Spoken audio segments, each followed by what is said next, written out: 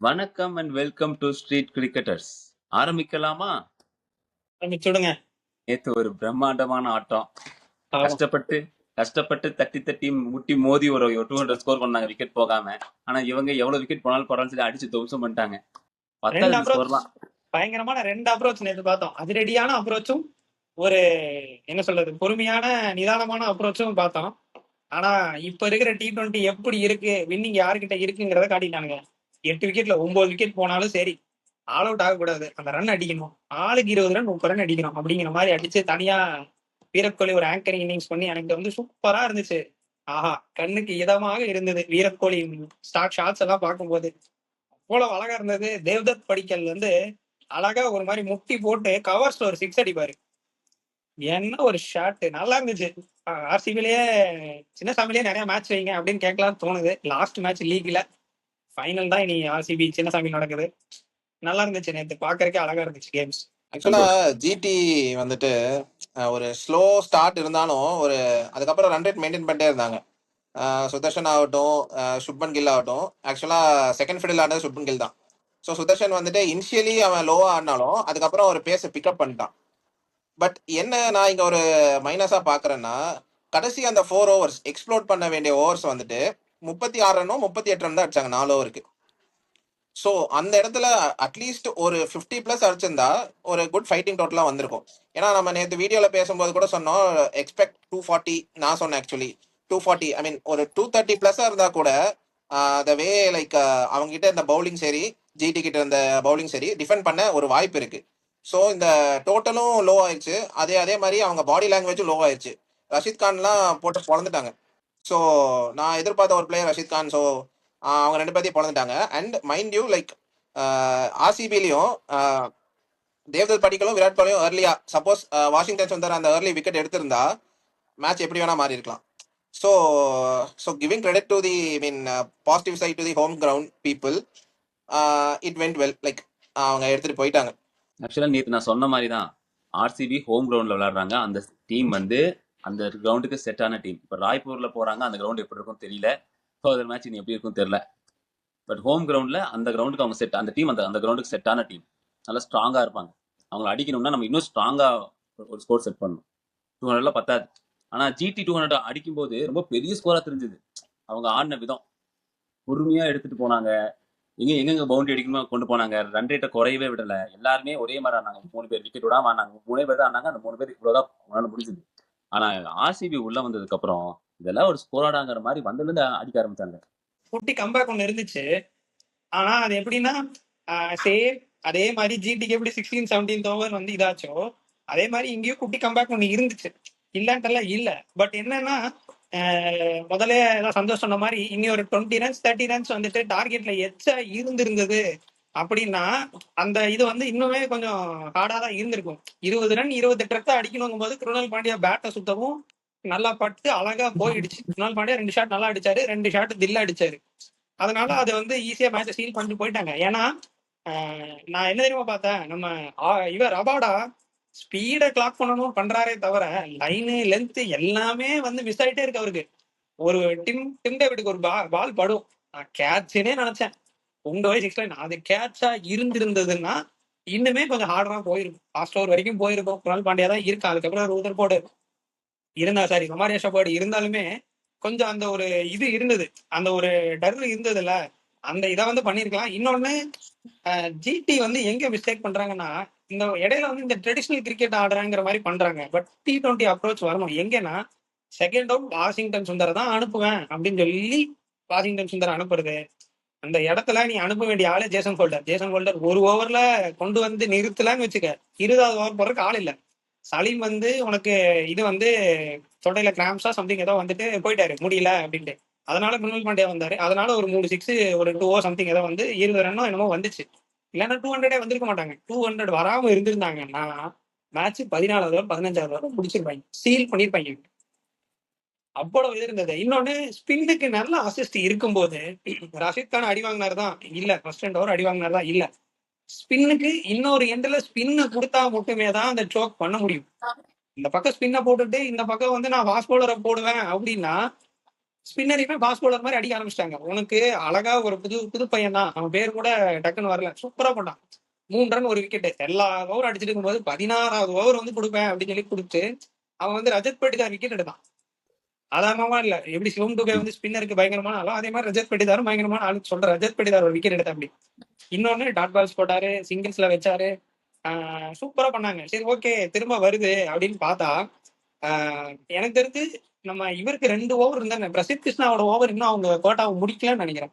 பிரசித் கிருஷ்ணா வந்து 18th over போட்டிருக்கு. Sorry, ஆமா, பிரசித் கிருஷ்ணா 18th ஓவர் போட்டு இன்னும் கொஞ்சம் ஸ்லோ பண்ணி குணால் பாண்டியா விக்கெட்டை எடுத்துட்டு 19th ஓவர் ஸ்பின்னருக்கு கொடுத்துருந்தாங்கன்னா இன்னும் டஃபா போயிருக்கும்.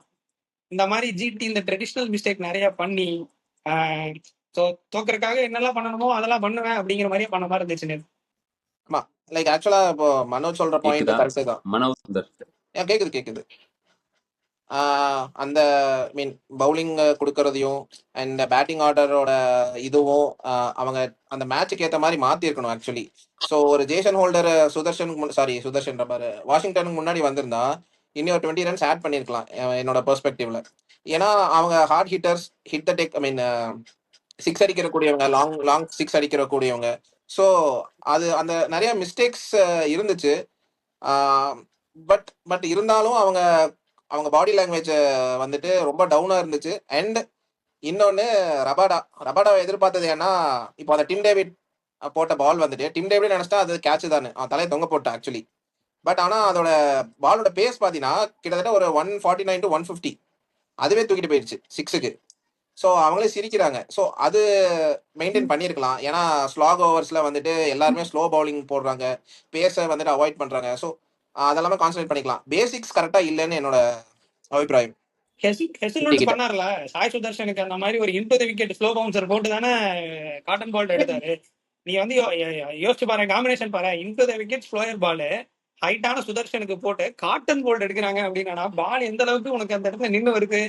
அந்த ஒரு ஒரு சின்ன கிரிப் வந்து அதை கணிக்க முடியல. ஏன்னா சின்ன ஸ்டேடியம், நீ வந்து சும்மா பேட் ஆகிடுச்சுன்னா எட்ஜ் பட்டு போயிருது 6 அப்படிங்கும் போது ஃபர்ஸ்ட் இன்னிங்ஸ்ல இருந்து நான் நிறைய வாட்டி சொல்லியிருக்கேன். ஃபர்ஸ்ட் இன்னிங்ஸ்ல எப்பவுமே வந்து ஒரு விஷயம் பிச்சுக்கு ஒன்று பிஹேவ் பண்ணும், பேட்ஸ்மேன் ஒன்று நடக்கும்.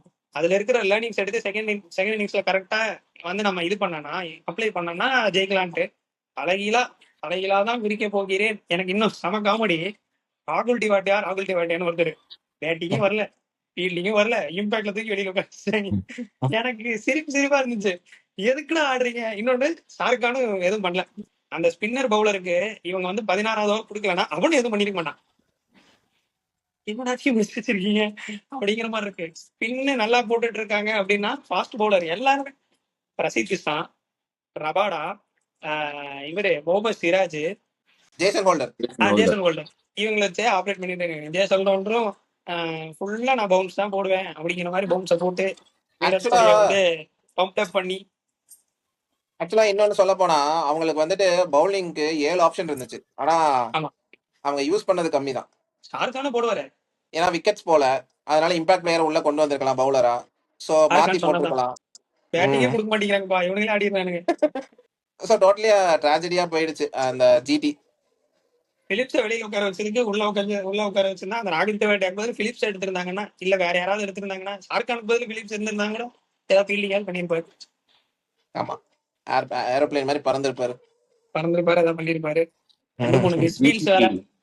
இப்போ ரஜத் பட்டிதாரே மிஸ்ஃபீல்டிங்ல விட்டா அப்படி தான் ஜிடியோட சிச்சுவேஷனை பார்த்தா இவங்க அப்படியே கீழே போயிருவாங்க. ஒரு மேட்ச் கூட ஜெயிக்க முடியாத மாதிரி தான் இருக்காங்க, சொல்ல முடியாது. டிசி ஜிடி கேகேஆர் எல்எஸ்சி கூட ஜாயின் பண்ணிக்கிறதுக்காக வெயிட் பண்ணிட்டு இருக்காங்க. இப்போ எம்ஐக்கு வாய்ப்பு இல்லாம போகுது. ஐ மீன் போயிடுச்சு ஆக்சுவலி. மோஸ்ட்லி எம்ஐக்கு வாய்ப்பு இல்லை இன்னைக்கு. இல்ல மேட்ச் வின் பண்ணலாம், எவ்ரி மேட்ச் வின் பண்ணலாம். திடீர்னு ஜெயிச்சிருவாங்க லைனா. அவனுக்கிட்ட ஒரு சின்ன ஒரு 2020 இல்ல 2022லயா ஏதோ ஒரு மேட்ச் வின் பண்ணாங்க. அந்த த்ராட் 6 மேட்ச் வின் பண்ணி வந்திருக்கு. ஆமா, உள்ள வந்தாங்க. கேப்பபிள் ஆஃப் வின்னிங் 6 மேட்சஸ் கண்டினியூஸா எம்ஐ. அதனால எம்ஐ எல்லாம் வந்து எதுவும் சொல்ல முடியாது. இந்த டிசி இந்த ஜிடி வேணா அதை சொல்லலாம். ஓகே, நம்ம நெக்ஸ்ட் செஷன் போயிடலாம். Player of the match. என்னதான் சாய் சுதர்ஷன் வந்து 100 அடிச்சாலும் விராட் கோலி தான் பிளேயர் ஆஃப் தி மேட்ச். என்ன கண்ணில் ஊத்திக்கிற மாதிரி ஷாட்ஸ் எல்லாம் ஆடிட்டு நான் யாரு கொடுக்குறது? விராட் கோலி. அந்த ஃபர்ஸ்ட் பால விட்டா மீதி எல்லாமே கோலி தான், அவ்வளவுதான். ஃபர்ஸ்ட் பால் கேட்ச் பிடிச்சிருக்க வேண்டியதான். வாஷிங்டன் சுந்தரும் one of the player of the match தான் அவங்களுக்கு. கரெக்ட். அது ரொம்ப ஈஸி கேட்ச் ஆக்சுவலா. ஆமா, பொசிஷன்லயே கிடையாது. இன்னும் அழகா பிடிச்சிருக்கலாம். எங்கேயோ அந்த ஒரு பட்டர்ஃப்ளை எஃபெக்ட் மாதிரி அதை பிடிச்சிருந்தாங்கன்னு வச்சுக்க, வேற மாதிரி ஆயிருக்கும் மேட்ச். அவங்க ரொம்ப கொஞ்சம் ப்ரெஷர்ல ஒரு போயிருப்பாங்க. 5 விக்கெட் போன சுச்சுவேஷனை கொஞ்சம் ப்ரெஷரா ஹேண்டில் பண்ணியிருப்பாங்க. அவங்க ஈஸியா ஹேண்டில் பண்ணாங்க. விக்கெட் போகாதமா ஆடிட்டு இருந்தாங்க. சரி, ஓகே. நம்ம இன்னைக்கான மேட்ச், இன்னைக்கு டபுள் டமாக்கா. ஃபர்ஸ்ட் வந்து இது வரைக்கும் லாஸையே பார்க்காத பஞ்சாப், இந்த சீசன்ல லாஸையே பார்க்காத அன்டிஃபெண்டட் பஞ்சாப், அப்புறம் ஒரு லாஸ்ட்ல இருந்து வர டிசி, இன்னொன்று வந்து எஸ்ஆர்ஹெச் விசஸ் ஆர்ஆர். பேட்டிங்கோட 2 பிளாஸ்ட் சைடும் இன்னைக்கு ஆடுறாங்க. First DC Punjab. பஞ்சாப் பஞ்சாப் என்னடா பஞ்சாப் பஞ்சாப்னு முடிச்சிடுறீங்க? எல்லாமே அவங்களுக்கு ரைட்டா இருக்கு. ஆக்சுவலி எல்லா பிளேயர்ஸுமே இருக்காங்க, பவுலிங்கும் சரி பேட்டிங்கும் சரி. ஒருத்தன் விட்டா ஒருத்தன் அந்த பொசிஷனை ஃபில் பண்றான். ஸ்ரேயஸ் ஐயர் கேப்டன்சி டாப் நாச்சா இருக்கு. அண்ட் என்ன சொல்றது, ஒரு ஒரு டீமுக்கு என்னென்ன இருக்கணுமோ அது எல்லாமே வச்சிருக்காங்க. அண்ட் அது எல்லாமே பர்ஃபார்மும் பண்றாங்க. So no doubt, like Punjab into the finals இருப்பாங்கன்னு என்னோட பெரிய நம்பிக்கை. எனக்கு இல்ல இன்டர் ஃபைனல்ஸ் எல்லாம் இருப்பாங்கன்னு தோணுது. பட் இன்னைக்கு மேட்ச் தோத்துருவாங்களோன்னு நான் நினைக்கிறேன். இல்ல என்னன்னா, நீ வந்து ஸ்ரேயஸ் ஐயர் ஆல்ரெடி டிசிக்கு கேப்டன் பண்ணியிருக்காரு, 2 வருஷம் இருந்திருக்காரு. அந்த பிரான்ச்சைஸ பத்தியும் தெரியும், அந்த கிரவுண்ட பத்தியும் அவருக்கு தெரியும் ஆல்ரெடி. ஓகேவா? சோ அந்த மாதிரி சின்ன சின்ன ஸ்மார்ட்டான டிசிஷன் எடுக்கிறதுலாம் வந்து ஸ்ரேயஸோட இதாவே போய்கிட்டு இருக்கு. அவரோட பெரிய கீ ஃபேக்டராவே அதான் போய்கிட்டு இருக்கு. ஆனா நீ பார்த்தனா, டிசி வந்து கையில இருக்கிற மேட்ச கோட்டை விடுறதுல வந்து இந்த வாட்டி அவங்கதான் ஜிடியா டிசியா அப்படின்னு வந்தானா, கையில இருக்கிற மேட்ச கோட்டை விடுறதுல நம்ம ஆளு வந்து டிசி வந்து ரொம்ப திறமையா செயல்பட்டு இருக்காங்க. ஸோ நாளைக்கு வந்து எனக்கு என்னமோ ஒன் சைடட் மேட்சா இருக்குமோ, சாரி இன்னைக்கு ஃபர்ஸ்ட் மேட்ச் வந்து ஒன் சைடட் மேட்சா இருக்கிறதுக்கு வாய்ப்பு இருக்குன்னு தோணுது. அருண்ஜேட்லி ஸ்டேடியம் டெல்லியில ஆடுறாங்க அப்படிங்கிற பட்சத்தில் ஹிட்டிங் தான் 200 230 தான். ஆனா டிசி ஃபர்ஸ்ட் பேட்டிங் என்ன நீ பாரு, 180 சுருட்டிடுவாங்க பஞ்சாப். பார்க்கலாம். ஆக்சுவலா எனக்கு டெத் என்னமோ டிசி ஓவர்ல தான் ஜெயிக்கும்னு தோணுது. ஹர்ஷதீப் சிங் இப்பதான் கொஞ்சம் அந்த ஒரு ரிதம்கே வராரு. ஹர்ஷதீப் சிங் ரிதம்ல இல்லாமையா வாடா எல்லா மேட்சும் ஜெயிச்சிங்க அப்படிங்கிற மாதிரி தான் இருக்கும். அவர் ரிதம்கே இப்பதான் வந்திருக்கிறாரு. இன்னொன்னு, அருண்ஜேட்லியே வந்துட்டு ஒரு பேட்டிங் ட்ராக் தான். ஸோ பக்கா பேட்டிங். பால் நல்லா பால் பேட்டுக்கு வரும். So it's high scoring match. இந்த டெய்லி மாதிரி டிசி ரொம்ப இந்த மாதிரி இருக்கிற பேட்டிங் அன்பிரடிக்டபிள். ட்ராக்ல வந்து மில்லர் அடிக்கணும்னு ஆசைப்படுவான்ல. ஆனா இந்த மாதிரி ட்ராக்ல தான் மில்லர் ஃபெயிலியர் ஆவார். அதனால நீங்க ரொம்ப டிசி வந்து ரொம்ப மட்டமா வந்து இது பண்றீங்க. பட் எனக்கு வந்து அப்படி தோணல. டிசி வந்து they will டிசி give- மட்டமா பேசல, நாங்க பஞ்சாபோட ஐ மீன் பாசிட்டிவ்ஸ் அண்ட் ஹைலி ரேட்டட பேசுறோம். லைக் அவங்க ப்ரூவ் பண்ணிருக்காங்க எல்லா மேட்சும், மேட்ச் பை மேட்ச் ப்ரூவ் இல்ல பண்ணிருக்காங்க. மட்டமா பேசுறாங்க இல்ல மட்டமா பண்றாங்கன்னா, நீ வந்து கேகேஆரையோ எல்எஸ்டியோ சொன்னா அந்த கணக்குல இருக்கும். அவங்க வந்து ஜெயிக்கிறதுக்கு கஷ்டப்படுறாங்க அப்படின்னு. அதாவது ஜெயிக்க வேண்டியதை போய் தோக்குறாங்க அப்படின்னா அது வந்து ஜிடிக்கும் டிசிக்கும் பொருந்தும். அதனால வந்து சொல்றாங்க, நீ வந்து நேத்து வந்து கமெண்ட்ரியில சொன்னாங்க, 2 ஸ்ட்ராட்டஜி மட்டும்தான் இப்ப இருக்கிற T20ல வின் ஆகுது. ஒண்ணு வந்து கச்சா முச்சான ரன் அடிக்கிறது, 240 250 ஆன் போர்டு போட்டு ப்ரெஷரை போடுறது, கண்ணா பின்னா விக்கெட்ஸ் லூஸ் ஆகுதுன்னு பார்க்காம 7 விக்கெட் போனாலும் 8 விக்கெட் போனாலும் 240 போர்டுல இருக்கா, விக்கெட்லயா ஜெயிக்கிறோம், 5 விக்கெட் போயிருச்சு 6 விக்கெட் போச்சு, ஓகே அப்ப நீங்க தோத்துட்டீங்க அப்படின்னு சொல்றது இல்ல. ஆன் போர்ட்ல எவ்வளவு ரன்ஸ் இருக்கும் அது. ரெண்டாவது என்னன்னா, மிஸ்டேக்ஸ் யார் கம்மியா பண்றாங்களோ அவங்க ஜெயிக்கிறாங்க. ஃபார் எக்ஸாம்பிள் வந்துட்டு வாஷிங்டன் சுந்தரோட கேட்ச் நேற்று மிஸ் பண்ணது, பவுலிங் இது வந்து தப்பா கொடுக்குறது, இந்த மாதிரி மிஸ்டேக்ஸை யாரு கம்மியா பண்றாங்களோ அவங்க ஜெயிப்பாங்க. ஸோ இதுல அந்த மிஸ்டேக்ஸை ரெகுலரா பண்ணிக்கிட்டு இருக்கிறவங்க தான் ஜிடியும் டிசியும். அதனால வந்து சொல்றான், இப்போ மிஸ்டேக்கே பண்ணனாலும் ஒரு மிஸ்டேக் 2 மிஸ்டேக் மட்டுமே பண்ற பஞ்சாப் ஆப்வியஸா வந்து ஏன் டாப்ல இருக்காங்கிறது உனக்கு தெரிஞ்சிருக்கும். இப்போ நம்ம டாப்ல இருக்கோம் அப்படின்னா டாமினேட்டிங் பெர்ஃபார்மன்ஸ் நம்ம இருக்கு. ஆனா இந்த டாமினேஷன் எவனுமே பண்ணதில்லை இல்ல. ஐபிஎல் ஹிஸ்டரியிலேயே ஃபர்ஸ்ட் நடந்த 7 மேட்ச் 8 மேட்சா ஒரு மேட்ச் மட்டும் மலையில போயிடுச்சு. அத்தனையும் ஜெயிக்கிறதுங்கிறது வந்து யாருமே பண்ணல இல்ல. அதனால 6 6 மேட்ச் மேட்ச் 6 அப்படி மேட்ச் தோணுது. 5 ஜெயிச்சிருக்காங்க. 1 டிரா. 6 மேட்ச் தோக்காத டீம் தான். அதனாலதான் சொல்றேன், அதனாலதான் அப்படி பேசுறோம். இல்லைன்னா டிசிய தப்பா பேசணும் இல்ல. டிசி எல்லாம் கம்பேக் கொடுத்த மேட்சஸ் எல்லாம் பத்தி நம்ம பேசியிருக்கிறோம். தப்பு பண்ண தப்பு திருத்தினவங்களே பாத்துருக்கிறோம். திருத்திட்டு திரும்ப அதே தப்பு பண்ணாங்கன்னா டிசி மண்ணா கவுறது உறுதி. ஆக்சுவலா இவங்க பஞ்சாப் வந்துட்டு அவங்க அவங்க பிளான்ஸ் கூட ஸ்டிக் ஆன் பண்ணியிருக்காங்க. ஸோ என்னனாலும் பிளான் அந்த இதில் ரொட்டேட் பண்ணுறாங்க. Good decisions. அண்ட் ஒருத்தன் ஆங்கரிங் ஆடுறான், ஒருத்தன் ஷீல்ட் ரோல் ஆடுறான், ஒருத்தன் ஹார்ட் ஹிட்டிங் ஆடுறான். எல்லாமே நல்லா ஒர்க் ஆகுது. பேசிக்ஸை ஃபாலோ பண்ணுறாங்க ஆக்சுவலி அவங்க. இன்னொரு பஞ்சாபோட பேட்டிங் நீ நல்லா எடுத்து பார்த்தோன்னு வச்சுக்கோவேன். டெத் ஓவர் வந்து 16வது ஓவருக்கு மேலதான் ஸ்டார்ட் ஆகுதுன்னா, பஞ்சாபை பொறுத்த வரைக்கும் டெத் ஓவர் அப்ரோச் 13வது ஓவரே ஆரம்பிச்சிடுறாங்க. எய்தர் ஒரு அந்த இந்த ஸ்ட்ராட்டஜிக் டைம் போறதுக்கு முன்னாடியே அந்த ஒரு ஃப்ளோவை பிடிக்கிறாங்க, அடிக்கிறாங்க. டெத் ஓவர் மாதிரி 13வது ஓவர் பஞ்சாப் கன்சிஸ்டண்டா பார்த்தோன்னா ஒரு 12வது ஓவர்ல இருந்து 15வது ஓவர்ல ஏதாவது ஒரு ஓவர் பெரிய ஓவரா அடிச்சிடறாங்க. 20 ரன் 18 ரன் அடிச்சிடறாங்க. ஸோ அந்த இடத்துல ஃபயர் பண்றதுங்கிறது ஒரு புது ஸ்ட்ராட்டஜியா இருக்கு. உனக்கு விக்கெட்ஸே போனாலும் ஸ்ரேயஸ் ஐயர் வந்து செகண்ட் பிடில ஆடிட்டு இருப்பாரு. திடீர்னு பார்த்தா 13வது ஓவர் ஒரு 2 6 2 4 அட்டாக் பண்ண ஆரம்பிச்சிருவாங்க. ஸ்ட்ராட்டஜிக் டைம்ல போயிட்டு வேற பிளான் பண்ண ஆரம்பிக்கிறாங்க. ஸோ வேற பிளான் பண்ண ஆரம்பிக்கிறாங்க அப்படிங்கும் போது இவனுக்கு ஆன்சரே இல்லாம க்ளூலெஸ்ஸா வந்து டெத்தை வந்து முன்னாடியே ஆரம்பிச்சிடறதுனால உனக்கு பவுலர்ஸ் வந்து டெத்துக்கு 4 ஓவர் போடுறதுக்காக ஆப்போசிட் டீம் பிளான் பண்ணி வச்சிருந்தா அந்த 4 ஓவரையும் அடிக்கிற மாதிரி முன்னாடி அடிச்சிடறாங்க. வேற ஒரு பவுலரே அடிச்சிடறாங்க. ஆகாஷ் டெத்துக்கு நம்ம யாரை யூஸ் பண்றது? ஃபார் எக்ஸாம்பிள் வந்துட்டு இப்போ நீ வந்துட்டு டிசில இருக்காங்க வச்சுக்க, டிசில ஒரு பெஸ்ட் பவுலர் வந்து 2 ஓவர் மிச்சம் வச்சுட்டு வேற யாருக்காவது 13வது ஓவர் கொடுக்குறாங்கன்னா அவங்கள பிடிச்சி பிளந்துடுறாங்க. அவங்களுக்கு இன்னொரு ஓவர் இருக்கும், அதை கொடுக்கறதுக்கு தயங்குறது. இப்போ டெத் ஓவர் வராருல 2 ஓவர் ஸ்பெஷலிஸ்ட், அவனையும் பிடிச்சி பிளந்துடுறது. இப்போ பும்ரா வந்தாருன்னா பும்ராவோட 2 ஓவர் பார்த்து ஆடிட்டு நம்ம வந்து வேற யாராவது அடிச்சுக்கலாம், அஸ்வினி அடிச்சுக்கலாம், இல்ல வேற யாராவது அடிச்சுக்கலாம்னு நினைக்கிறதெல்லாம் கிடையாது. 13வது ஓவர் பும்ரா வந்தா பும்ராவே அடிக்கிறது. அண்ணனுக்கு ஒரு பிரச்சனைனா அண்ணனே அடிப்படா அப்படிங்கிற மாதிரி அடிக்கிறாங்க. சரி, ஓகே. நாளைக்கு ஐ மீன் இன்னைக்கு மேட்சோட ஃபர்ஸ்ட் மேட்சோட players to watch out and score prediction. எனக்கு தெரிஞ்ச இந்த டைம் பிரப்சிம்ரன், எனக்கு பிரியான் வந்து ஷாரியா. நடராஜன். ஓகே, எனக்கு பிரியான் ஷாரியா. எல்லாம் பேட்டிங் பிச்சு, அதனால பிரியான் ஷாரியா. எனக்கு வந்து பஞ்சாப் வந்து பேட்டிங் பிடிச்சா இட்ஸ் அரௌண்ட் 220 to 240. இதே டிசி பிடிச்சா ஒரு 210. பஞ்சாப் பேட்டிங் பிடிச்சா 240 கன்ஃபார்ம், 230 to 240 கன்ஃபார்ம். இதுவே டிசி பேட்டிங் பிடிச்சா 180. டிசி பேட்டிங் ஆனா ஃபர்ஸ்ட் 190 to 200, பஞ்சாப் ஆனா 210 to 230. ஓகே, பார்க்கலாம். செகண்ட் மேட்சுக்கு போயிடலாம். அதாவது சின்ன பசங்க எல்லாம் பிளாஸ்ட் பண்ற மேட்ச். அந்த பக்கம் 4 பேர், இந்த பக்கம் 2 பேர், இந்த மாதிரி பேட்டிங்ல பொலன்னு பொழக்கக்கூடிய மேட்ச் அது. ஓகே, இந்த மேட்ச்ல யார் ஜெயிப்பா?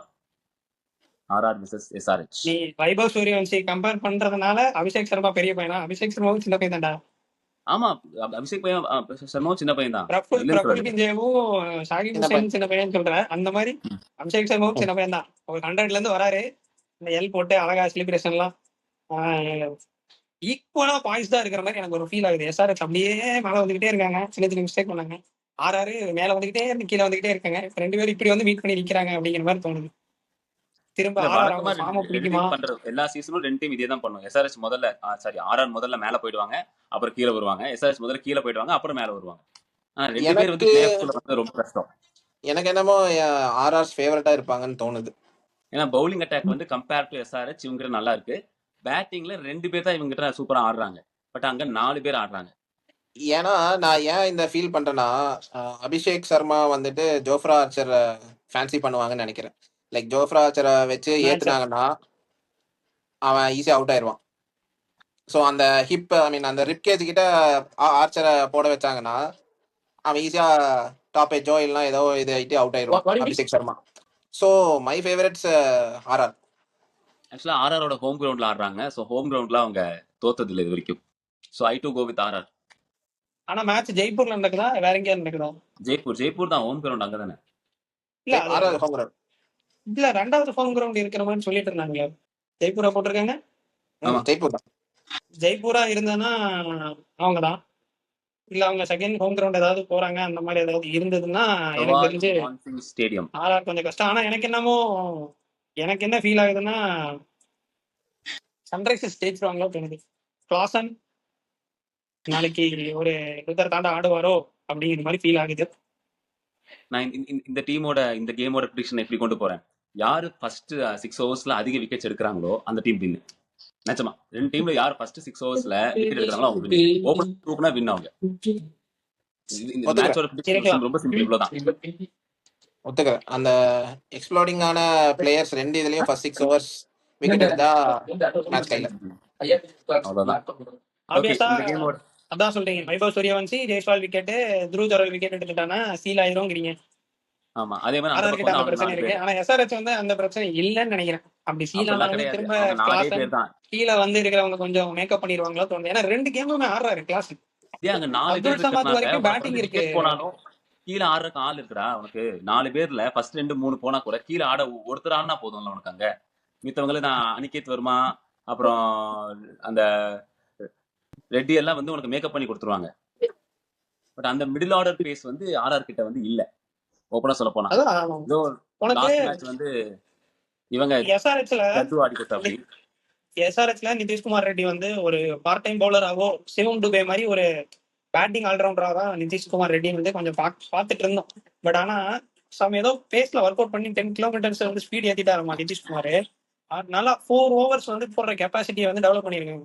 நீ இன்னொன்னு பார்த்தோன்னா ஆர்ஆருக்கு வந்து பிரஃபுல் லிஞ்சே, சங்கீப், நிதிஷ்குமார் ரெட்டி இவங்க 3 பேரை மெயின் பவுலர்ஸா ஆப்ரேட் பண்ணிக்கிட்டு இருக்காங்க. அதை தாண்டி உனக்கு வந்துட்டு பேட் கமின்ஸ் வந்துட்டாரா இல்லையா அந்த இன்னும் தெரியல.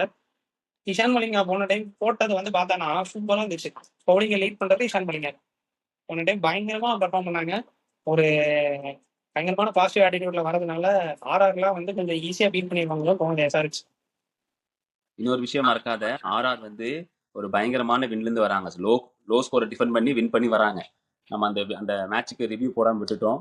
ஸோ அதை நீ மறந்துடாத. அவங்க செம கான்ஃபிடண்டா வருவாங்க. அதே மாதிரி எஸ்ஆர்ஹெச்சும் சிஎஸ்கே அடிச்சுட்டு வராங்க. ஆக்சுவலா அட்வான்டேஜ் வந்துட்டு ஹோம் கிரவுண்ட்னால எனக்கு ஆர்ஆர் தான். நான் எஸ்ஆர்ஹெச் சைடு இருக்கோம். சரி, ஓகே. நாளைக்கு பிளேயர்ஸ் டு வாட்ச் அவுட். எனக்கு வந்து Suryavanshi, Henrik Klaasen, Travis head. சரி, இன்னைக்கு செகண்ட் மேட்சோட ஸ்கோர் ப்ரெடிக்ஷன் எனிதிங் அபௌட் 220. எனக்கு என்னமோ 240 போகும்னு நினைக்கிறேன். 200, 190 to 200. ஓகே, பார்க்கலாம். ஓகே, இந்த வீடியோட கடைசிக்கு வந்துட்டோம். தேங்க்ஸ் ஃபார் வாட்சிங்.